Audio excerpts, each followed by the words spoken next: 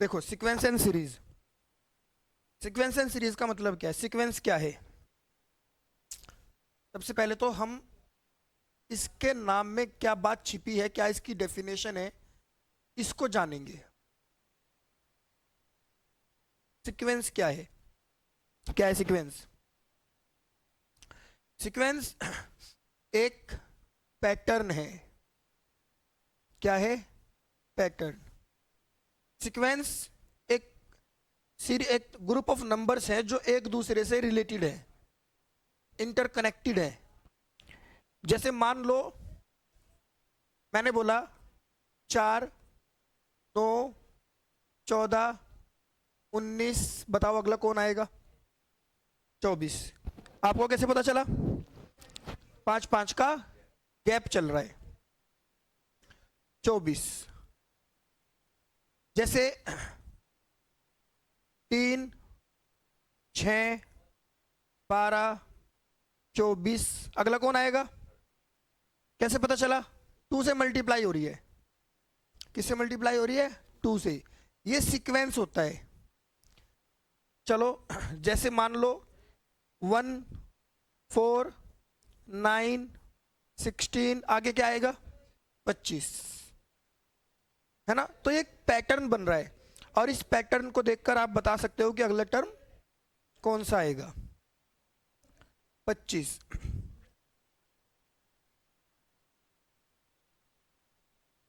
तो 9, 28, 65, अगला टर्म क्या होगा? अब आप समझ लो। अब आप इस सीक्वेंस को नहीं पकड़ पाई, इस पैटर्न को नहीं पकड़ पाई। यहां बोलेंगे 1 का क्यूब प्लस 1 है, नहीं है? और ये क्या है? 2 का क्यूब प्लस 1। 2 का क्यूब 8 होता है ना? और ये क्या है? 3 का क्यूब प्लस 1। और ये क्या है? 4 का क्यूब प्लस 1। ये सीक्वेंस है। अब आपको पता चल गया। अगला टर्म क्या बताओगे आप? 126। अब इस सीक्वेंस में जो सबसे पहला टर्म होता है उसे हम कहते हैं फर्स्ट टर्म। First term. और इसे हम डिनोट करते हैं A1 से, या T1 से, या सिर्फ A से। T1 means term 1। ऐसे ही सेकंड टर्म की अगर मैं बात करूं तो इसे डिनोट किसी से करेंगे? A2 से या T2 से। और ऐसे हम लोग चलते जाएंगे। nth term, nth term AN या TN। बात समझ आ रही है? अब जैसे ये सीक्वेंस है, इस सीक्वेंस का एक nth टर्म होगा।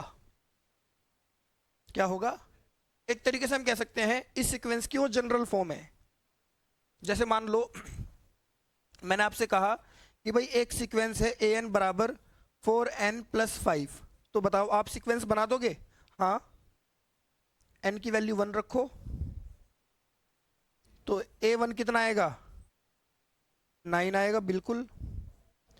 n की वैल्यू 2 रखो, A2 कितना आएगा? 4 इंटू 2 प्लस 5, 13 आएगा। n की वैल्यू 3 रखो, कितना आएगा? 4 इंटू 3 प्लस 5। ये लो, हम सीक्वेंस बना देंगे। ये हमसे जितने मर्जी टर्म पूछ सकता है। मैंने तो 3 बताए, अगर इसने कहा होता शुरू के 5 बता दो, मैं तो बता देता। और अगर इसने कहीं से भी रैंडमली बोला चलो बताओ A18 क्या होगा, तो क्या करना पड़ेगा? इसमें n की जगह 18 कर देना है। तो ये कितना आएगा? 77। मेरा ख्याल है बात समझ में आ गई होगी इतनी। ठीक है। अभी मैं आप लोगों को केवल डेफिनेशन बता रहा हूं, और डेफिनेशन में ही हमारी एक एक्सरसाइज निपट जाएगी। Series, sequence and series. Sequence तो समझ आ गया। सीरीज किसे कहते हैं? सीरीज है sum of sequence, sum of sequence. मतलब जो मेरे सीक्वेंस के टर्म थे 4, 9, 14, 19, अगर मैं इनके बीच प्लस का निशान लगा दूं ये सीरीज बन जाएगी। ठीक है ना? अगर मैं इनके बीच में कौन सा निशान लगा दूं? प्लस का, तो ये क्या बन जाएगी? सीरीज बन जाएगी। ये है सीक्वेंस इन सीरीज। ठीक है भाई। अब हम इस बेस पर जितना मैंने ये इंट्रोडक्शन पढ़ा, इस बेस पर जो थोड़े बहुत क्वेश्चंस कर सकते हैं जरा उनको करने की कोशिश करते हैं। देखो,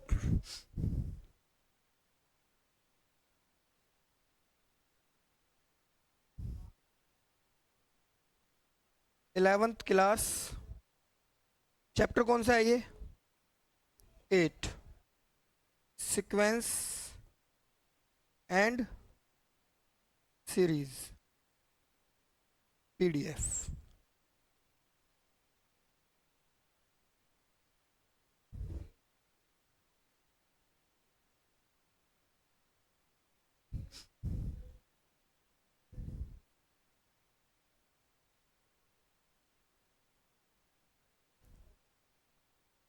हाँ भाई, दिखाई दे रहा है? अब आप देखो, राइट द फर्स्ट 5 टर्म्स, शुरू के 5 टर्म बताओ, शुरू के of each of the sequence.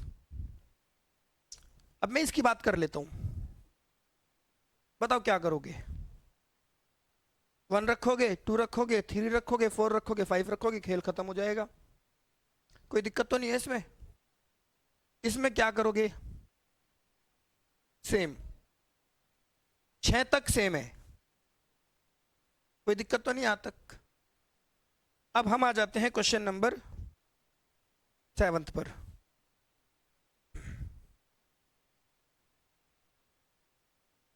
देखो,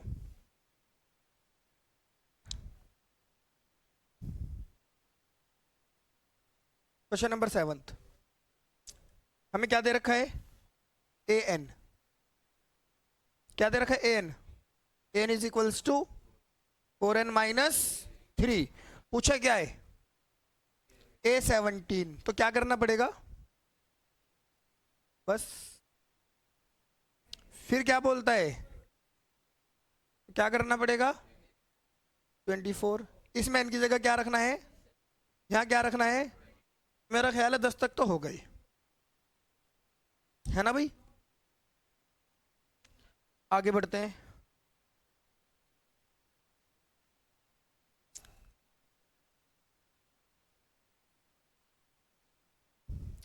right the first 5 terms of each of the sequence, 11 से लेकर 13 तक, 11 से लेकर 13 तक, 11 से 13 तक। Obtain the corresponding series.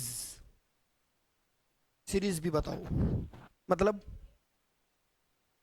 सम बताओ उनका। समझ आई बात? ठीक है। Right the first 5 terms of each of the sequence. अब आप 11th क्वेश्चन देखिए, देखो ध्यान से समझना। इसने कहा a1 इज इक्वल्स टू 3 और an is equals to 3an-1। इस बात को लिख लेते हैं। a1 तो है 3, क्वेश्चन नंबर 11 है a1 कितना है? 3।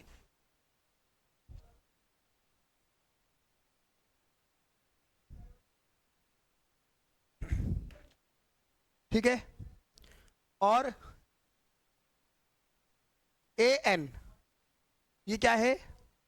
3an-1 plus 2, 3an-1 plus 2। आगे बोलता है for all n more then 1। कहता है n की वैल्यू 1 से ज्यादा क्यों बोल रहा है? 1 क्यों नहीं बोल रहा है? क्योंकि इसने a1 ऑलरेडी हमें दे रखा है। समझ आई ये बात? अब आप a2 पर आ जाओ, तो यहां होगा 3a2-1 प्लस 2। भाई मैंने n के बदले क्या रखा है?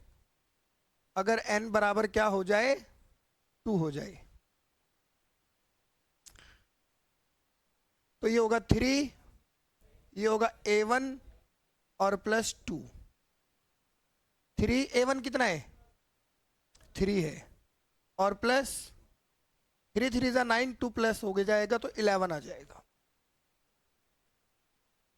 नहीं आई बात समझ में? आ गई। अगर n 3 हो तो A3 is equals to 3A3 minus 1 plus 2। तो ये क्या बनेगा? 3A2 plus 2। 3A2 कितना है? A2 11 है, तो कितना आएगा? 35। अगर n 4 हो, A4 3A4 minus 1 plus 2। 3A3 ये क्या है? A3, और A3 की वैल्यू तो शायद आपको पता भी है, और प्लस, तो ये बनेगा आपका 107। 35 3 से 105 होता है, और प्लस 2 कर देंगे। अगर n is equals to 5, A5 तो 3A5 minus 1 plus 2। 3A4 plus 2। A4 कितना है? 107, और प्लस 2 323। समझ आई ये बात? अब क्या चाहिए इसके बाद? सम। इनका हमें सम चाहिए। कौन कौन से टर्म का? A1, A2, A3, A4, A5। A1 कितना है और A2 कितना है? 11, और A3 35, और A4 107, और A5 323। कोई दिक्कत नहीं आज तक? 23 7 30, और 35 65, और 11 76, और 79, तो ये हो गया 3 और 1 4, ये हो गया। नहीं आई बात समझ में? ऐड तो करना है, कर लोगे ना? इसके बाद क्वेश्चन नंबर 12। A1 कितना दे रखा है? -1, और AN क्या है? A1 है -1, AN -1, और n more than equal to 2। इसका मतलब क्या है? n की शुरुआत 2 से होगी, मोर देन 2 नहीं है, मोर देन इक्वल टू 2 है। 2 भी रख सकते हैं, और 2 से बड़ा भी रख सकते हैं। अगर मान लो मैंने बोला if n is equals to 2 है, तो A2 क्या होगा? A2 -1 अपॉन 2, A1 अपॉन 2, ये हो जाएगा। अगर n 3 है, A3 क्या होगा? A3 -1 upon 3, A2 upon 3, -1 upon 2, और नीचे 3 भी लगा देना, -1 अपॉन 6। ठीक है? अगर n इक्वल 4 है, A4 -1 अपॉन कितना आएगा? 4 आएगा। तो ये क्या बनेगा? A3 upon 4। A3 कितना है? और इंटू में कितना बनेगा? 24। अगर एन 5 है, A5, A5 -1/5, A4/5। A4 कितना है? -1/24 इंटू -1/120। ठीक है जी। अब मुझे क्या चाहिए? सम। क्या चाहिए? सम। -1/2, -1/6, -1/24, और शुरू में तो -1 था ही, और -1/120। इसके नीचे भी एक मान लूं। इन सब में जो सबसे बड़ा नंबर है वो सबसे डिविजिबल है। इन सब में सबसे बड़ा नंबर कौन है? और वो इन सब में से सबसे डिविजिबल है। 1 से भी है, 2 से भी है, 6 से भी है, 24 से भी है। तो इसीलिए यही एलसीएम है। यही क्या है? एलसीएम। इससे डिवाइड करेंगे 120, माइनस का 120 हो जाएगा, माइनस का 60 हो जाएगा, माइनस का 20 हो जाएगा, -5 और -1। ठीक है भाई। तो ये आपका आ गया -206/120।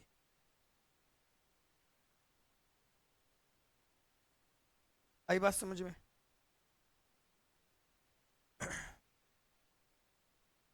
इसके बाद 13। 13 क्या कहता है? A1 equal A2 equal to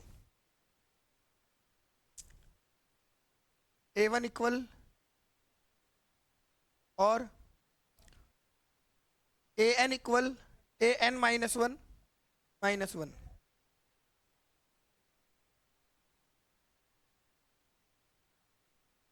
N 2 से बड़ा, मतलब N की शुरुआत कहाँ से होगी? 3 से। 2 भी नहीं रख सकते हम, है ना? अगर N3 है, A3 -1 -1, A2 -1, A2 कितना है? 2 है, 1 आ गया। A2 कितना था? 2। अगर N इक्वल 4, A4, तो A4 -1 और -1, A3 -1 हो गया, और A3 कितना है? 1 है, 0 आ गया। अगर N equal 5, A5 equal A5 -1 और -1, तो ये कितना बनेगा? A4 कितना है? 0। ये लो भाई। अब क्या करेंगे? सम। सम क्या आएगा? 2 + 2 + 1 + 0 + -1, आंसर आएगा 4। ठीक है।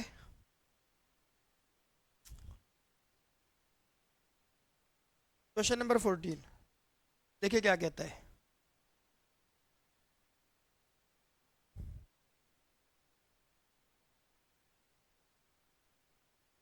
कहता है 1 इक्वल A1 इक्वल A2। 1 जो है वो A1 और A2 के बराबर है, और AN जो है वो AN -1 + AN -2 के बराबर है। N 2 से बड़ा है।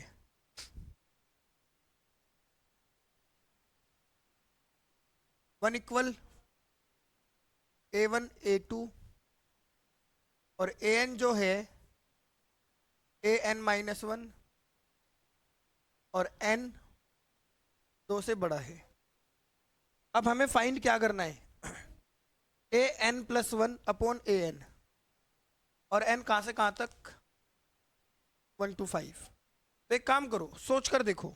अगर आप N के बदले ऊपर 5 रख दोगे तो 5 और 1 तो A6 की ज़रूरत है, तो आपको A6 नहीं है, तो आपको A6 तक कैलकुलेट करना चाहिए। पहले पहले A6 तक कैलकुलेट कर लो। अब मैं सीधा सीधा लिखूंगा A3 क्या होगा, A3 minus one, A3 minus two, तो क्या बनेगा A2 प्लस A1। A2 कितना है 1, ये बन गया 2। A4 कितना है A4 minus one, A4 minus two, A3 plus A2। A3 कितना है 2 और A2 कितना है A5, A5 minus one, A5 minus two, A4, A3, 3 plus 2 कितना आया 5 आया। अगर N6 हो तो A6 minus one, A6 minus two, A5, A4। A5 क्या है 5 और A4 क्या है 3, तो कितना आएगा 8। अब सोचो अगर n बराबर 1 हो, अगर n बराबर, तो इसने मुझसे क्या पूछा था A1 plus one upon A1। भाई AN प्लस वन, देखो ये रहा AN प्लस वन है ना, A2 अपॉन A1। A2 कितना है और A1 कितना है, तो आंसर क्या आएगा 1। अगर n बराबर 2 हो तो A2 plus one upon A2, A3 upon A3 कितना है 2 और A2 कितना है, ये आएगा 2। अगर n बराबर 3 है A3 plus one upon A3, A4 upon A4 कितना है A4 3 है और A3 2 है।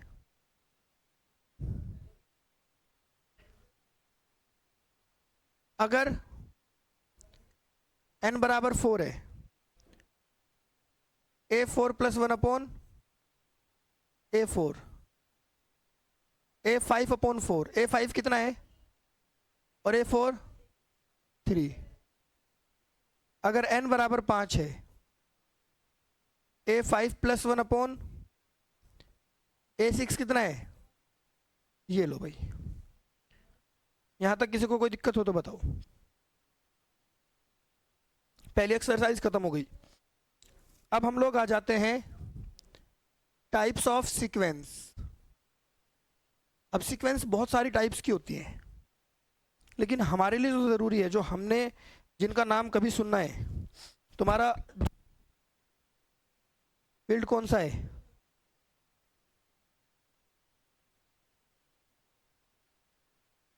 अब देखो हम लोगों ने जो नाम सुनना है, एक तो सुनना है एपी का, जिसे हम लोग कहते हैं अर्थमेटिक प्रोग्रेशन। एक सुनना है जीपी का, जियोमेट्रिक प्रोग्रेशन। और तीसरा नाम है HP, harmonic progression.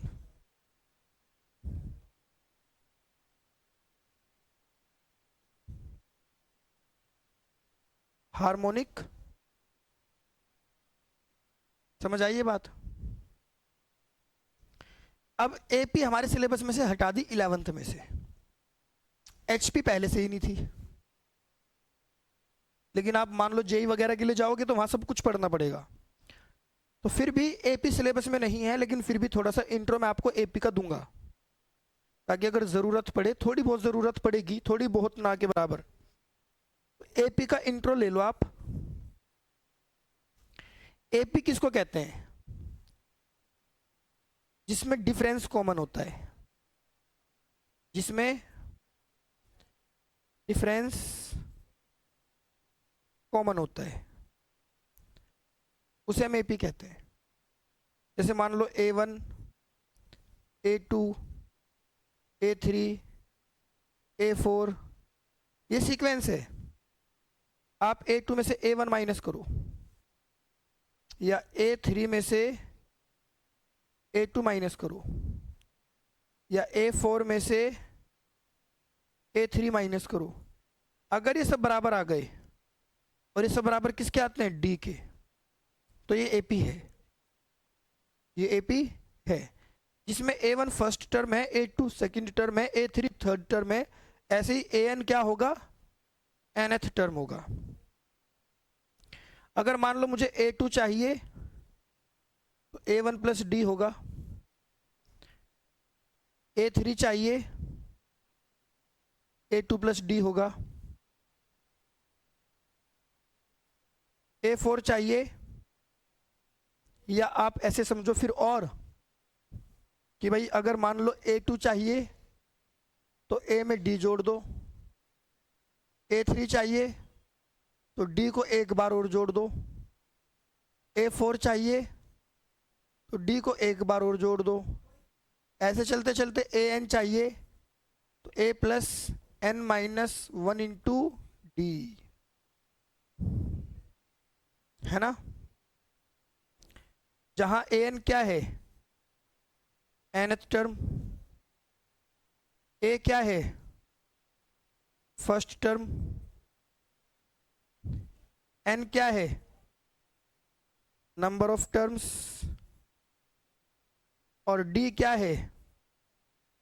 Common difference.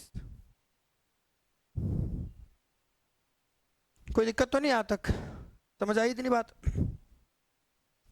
अब सोचो, अगर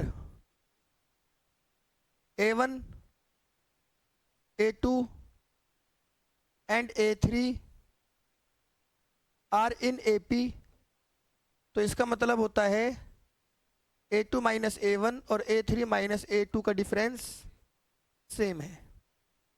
SN का फॉर्मूला क्या होता है? N/2 A प्लस AN, ये भी लग सकता है, या N/2 2A plus N minus 1 into D। अब एक वर्ड और है छोटा सा, जिसका नाम है अर्थमेटिक मीन।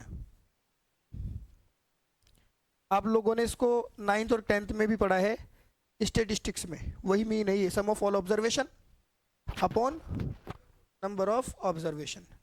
जैसे मान लो मैंने बोला arithmetic mean between A and B, A और B के बीच में, तो दोनों को जोड़ के आधा कर दो। अगर मैंने बोला अर्थमेटिक मीन बिटवीन ABC, तो जोड़ के आधा नहीं करना भाई, जितने भी टर्म होंगे सबको जोड़ दो और उसकी संख्या से उसको डिवाइड कर दो। ये सिर्फ AP का मैंने छोटा सा इंट्रो दिया, ताकि कहीं यूज हो तो दिक्कत ना हो। अगली क्लास में हम लोग GP पढ़ेंगे। ठीक है, आज इतना ही पढ़ो।